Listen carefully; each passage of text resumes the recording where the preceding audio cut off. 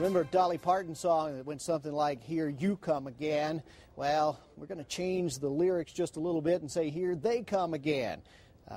Maybe looking stronger than they used to be, too. Yeah, we're talking some thunderstorms out here. Right now, there is a little activity showing up in some parts in southeastern New Mexico, especially down here in Eddy County. Now, if you live in the Carlsbad area, you know what heavy rain's all about. My buddy Tony called and told me that he had about 1.3 inches of rain. He's in the east side of the city last night.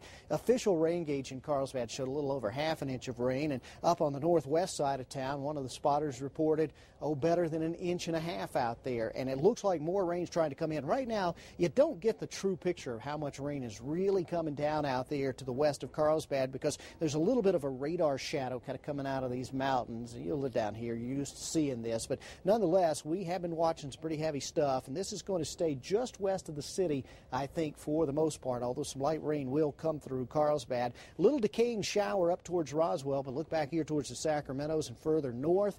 There's still some activity going on. There's a lot of energy up in that atmosphere. This should be rolling over much of southeastern New Mexico by late in the evening, so it could be another stormy night for us, something we're definitely going to be keeping an eye on. So the daily dose of storms, we're going to get them out there, and I think we're going to get them again tomorrow as well. During the night tonight, another cool front slips in from the north.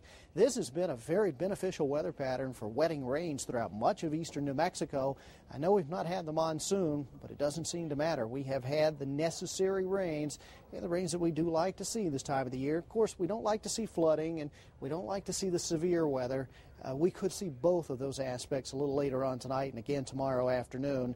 So that's kind of the downside of this particular forecast. So calling for scattered thunderstorms tonight. I'm sold on it. Otherwise, partly cloudy, 70 degrees the low temperature. Now, tomorrow we'll wake up to calmer conditions at daybreak, and that's going to let things really start to warm up as the day wears on. Going 97 in Roswell. Even though the front's coming in, it might not really clip through the area until late in the day, so temperatures could really warm up before falling off. Meanwhile, the temperature's holding steady on the warm side of things, and look at these dew points. Roswell, 62, Hobbs at 63. You've heard me say it before, high octane for these thunderstorms. And with disturbances kind of rolling in from the north and west, I see those storms firing off again. Actually, there's a couple of things meteorologically that goes on that really has me banking on more storms. One has to be the fact that we've already got some storms out there coming this way.